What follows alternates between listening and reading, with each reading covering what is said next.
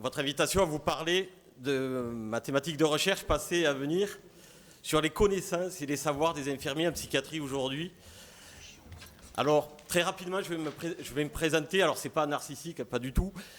C'est juste que dans une recherche, il y a aussi, dans son contexte, le parcours du chercheur.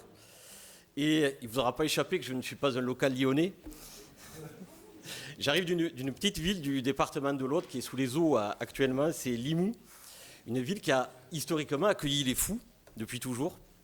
Et j'ai réalisé dans une association à but non lucratif une carrière d'infirmier psy, donc pendant 12 ans. Enfin, infirmier psy, je suis infirmier DE, puisque j'ai eu un diplôme en 2000, mais pendant 12 ans j'ai exercé cette fonction, puis cadre de santé en extra-hospitalier pendant 7 années, avant d'avoir et de réaliser le choix judicieux de partir dans la formation pro, la formation professionnelle.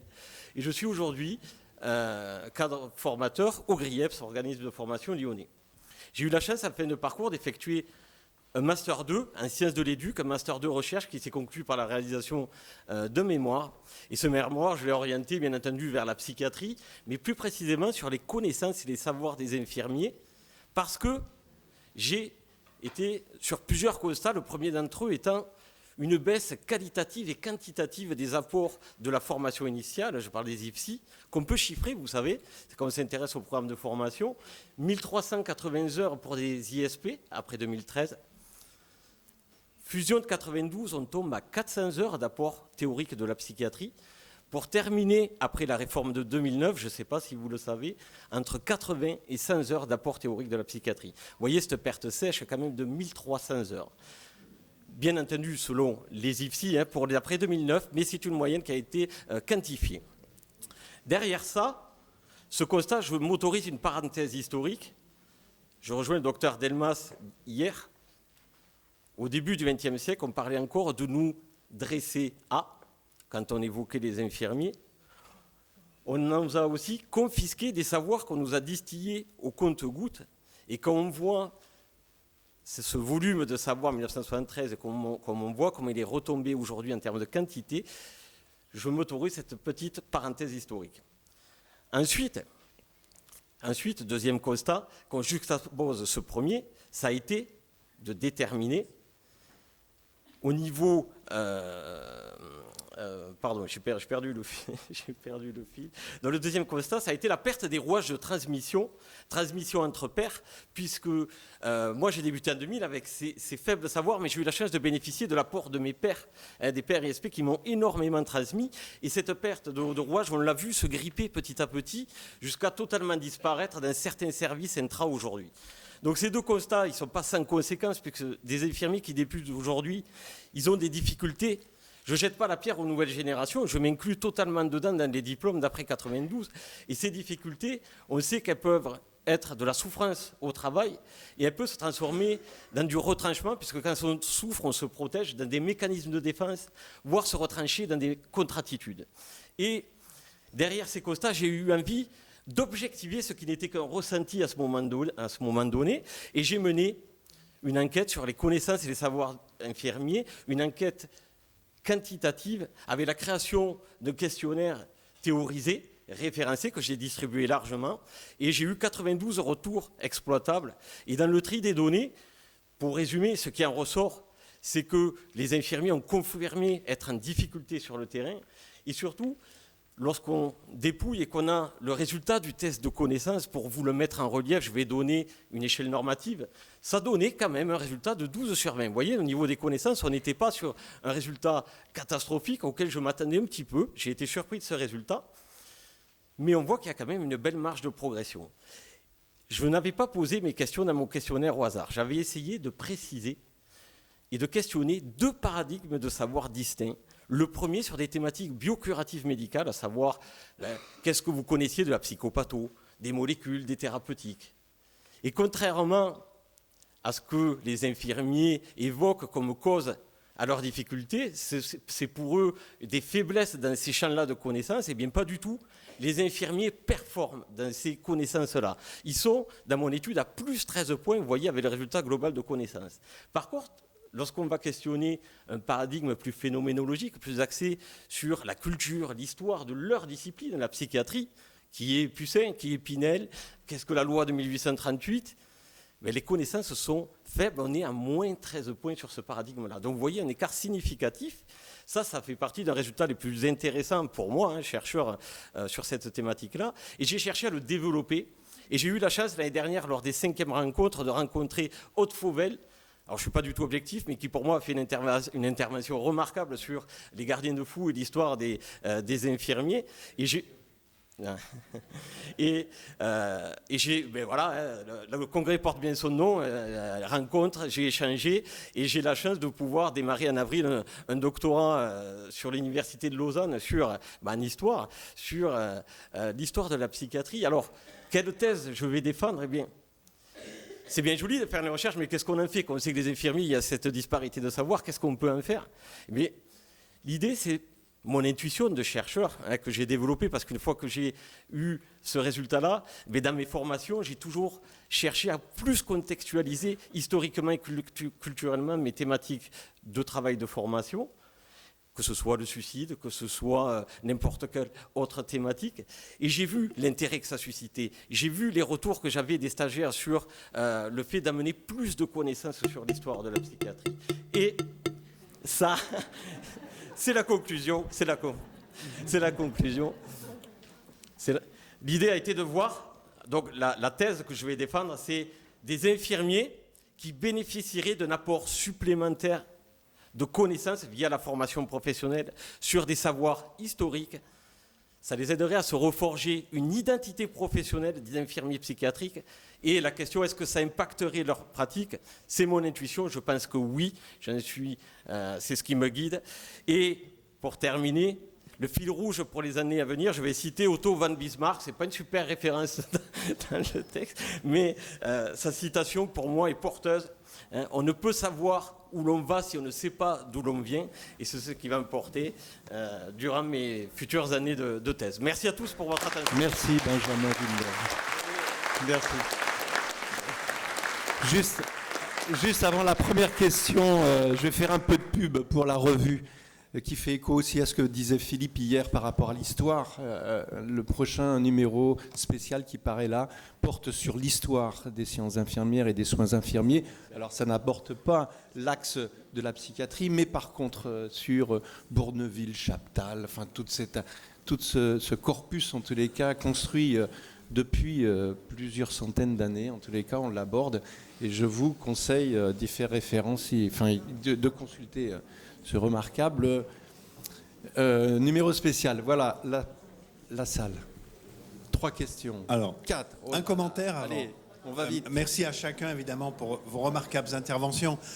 Merci particulier, effectivement, à Benjamin de s'intéresser à cette question sur l'histoire. On voit bien, effectivement, où sont la disposition des savoirs, les savoirs liés à la transmission. Mais sur cette question historique, avec cette phrase de conclusion, je peux déjà vous informer que sur nos 7e rencontres, je pense qu'on va consacrer toute une demi-journée à la question histoire et transmission, de manière effectivement historique et générationnelle l'année prochaine. Ouais, sans doute qu'on peut être, suivant tes travaux, Benjamin, tu nous diras. Une première question dans le fond de la salle, là.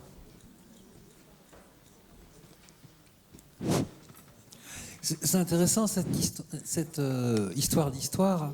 Il y a quelques années, la revue Soins avait fait un dossier qui s'intitulait 150 ans d'histoire infirmière, commençant l'histoire infirmière à Nightingale. Et donc, on a été quelques-uns à écrire, à dire mais c'est quoi ces conneries, c'est pas 150 ans, il y a Pussin, et Pussin, il était bien infirmier. Donc, on a négocié carrément de faire un dossier consacré à l'histoire infirmière, mais en intégrant la psychiatrie et en prenant Pussin comme base au départ. Ce qui est très moyen, puisqu'on aurait pu prendre Jean Cleudat, c'est-à-dire Saint-Jean-de-Dieu, qui a commencé à créer toute... Donc savoir où on commence l'histoire, et puis la question du statut. Est-ce qu'il y avait des infirmiers avant que le statut d'infirmier existe? Est-ce que c'est la question du rôle infirmier qui est importante, et qu'est-ce qu'on va chercher dans l'histoire? Ou est-ce que c'est la question de la fonction infirmière que Collière va mettre du côté de la fonction maternelle? C'est passionnant. à déterminer. Ça fait 3 types de travaux complètement différents. Tu as vu que c'est difficile, tu as beaucoup travaillé la question, tu as vu que c'est difficile. Gardien, surveillant, infirmier, selon les auteurs qu'on va chercher. Une seconde, mais Marcel Jäger, je ne sais pas si je prononce bien son nom, hein. Jäger, j'ai entendu un peu, il me pardonnera, je mettrai ça sur mon accent, mais super référence au niveau du travail précis, méthodologique qu'il a fait sur l'histoire des infirmiers en psychiatrie. 4 articles sur Kern qui sont super. Et puis, ce qu'il faut être attentif, c'est à regarder l'histoire institutionnelle. Allez-y, madame. Oui, bonjour monsieur. Je vous vois. Ah ben oui, voilà, je pouvais pas. Pardon. Votre question m'interroge beaucoup parce que justement avec des institutions, surtout en psychiatrie en crise, c'est vrai qu'on est dans toujours la fusion des cultures institutionnelles ou dans l'identité professionnelle que vous évoquez en lien avec l'histoire. C'est vrai que des fois, les infirmiers ou l'équipe infirmière peut dire bon, le passé n'existe pas avec la fusion, je fais partie de cette culture et l'histoire n'a pas d'importance. Or, dans tout ce que vous évoquez, il y a les processus inconscients. Est-ce que vous, dans votre recherche, vous vous appuyez sur ce processus d'identification qui est quand même, on est dans la réalité psychique, on n'aborde pas le sujet souvent, mais je pense que la question d'identité professionnelle est un sujet très important et ça, en s'appuyant sur l'histoire, le passé peut clarifier certains positionnements dans l'intérêt de l'équipe, les patients et l'institution. Voilà, c'est une question que je me pose par rapport à des références théoriques.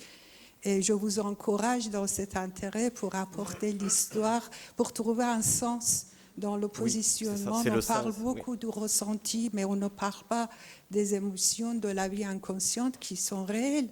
Et tout être humain est animé par ça. Mais comment on peut aborder le sujet pour que ça soit entendable et que on ne soit pas dans un clivage théorique ou qu'on puisse travailler ensemble. Voilà, c'est ça ma question. Eh bien, je peux vous répondre que je me pose la même question, en fait. Vous avez vu, je suis en pré-doctorat, je démarre en avril, je suis en train de construire ma méthodo. Et c'est vrai que dans ma méthodologie, comment est-ce que je vais pouvoir aller questionner l'identité professionnelle? Comment est-ce que je vais pouvoir aller la chercher? Parce qu'il y a cette partie un peu impalpable, un peu vaporeuse, je dirais, autour de la dimension de l'identité pro. Il n'y a pas que ça, il y a des travaux de sociologues qui s'appellent Dubar, qui sont très intéressants sur l'identité professionnelle. Je vais m'appuyer dessus comme champ théorique, mais derrière, oui, il y a cette partie de l'inconscient. Et comment je vais aller le chercher? On peut en échanger ensemble si vous avez quelques idées, parce que je ne les ai pas toutes encore. Oui, avec plaisir. Allez, voilà, deux dernières questions, s'il vous plaît. Monsieur, donc il faut faire quand même très attention parce que je suis un fou et vous stigmatisez la psychiatrie. Donc vous faites peut-être beaucoup d'études. Moi, je suis que fils de fermier, mais j'ai quand même 27 ans d'études de biblique. Et vous savez, donc il faut être quand même très prudent. Déjà, je crois que chaque psychiatre doit avoir lu la Bible, à peu près. Et dans la Bible, on trouve beaucoup de choses. En plus, là, on est dans un endroit bien référencé pour parler de ce côté-là. Et donc, il y a des mots, souvent on dit on va déstigmatiser, il y a toujours la stigmatisation. Moi, ça ne me stigmatise pas spécialement, le fou, la folie, mais quand même, ça peut toucher beaucoup de gens, et même en dehors de la psychiatrie. Hein, c'est là où ça peut, c'est délicat, et même en étant un expert, eh bien, il faut bien mettre les paroles où il faut. Merci. Vous voulez que je vous réponde à quelque chose ou c'était c'était une remarque. Non, mais. Merci pour ce rappel à cette sensibilité en tous les cas. Je le prends en compte en tout cas. Bon, mais merci de commencer les thèses en histoire ou de les continuer, je dirais, parce que ça permet à la profession de revoir ses racines et de voir qu'il y a eu des moments dans la vie de la profession qui ont été porteurs et d'autres qui ont été plutôt dans les déclins et d'apprendre un petit peu quels ont été les facteurs de progression de la profession. Ce qui me semble intéressant de savoir aussi l'évolution des savoirs et des enseignements tout au long de ce cheminement. Et c'est ce qu'on a fait à l'école La Source, puisqu'on a les archives depuis 1860 de tous les cours qui ont été faits aux étudiants, etc. Donc nous avons une historienne en permanence qui étudie je veux dire, l'évolution des écrits et des enseignements, et on se rend compte que la naissance de la discipline était née très tôt. Je veux dire, mais qu'il y a eu des facteurs contextuels qui ont joué ou pas. Et je vous inviterai, si vous voulez, à venir voir l'archiviste et l'historienne de l'école La Source pour voir un petit peu comment, à travers les écrits, on a pu retracer, je veux dire, l'évolution des savoirs. Merci. Ouais, avec plaisir. Merci beaucoup. Merci à toi. Désolé.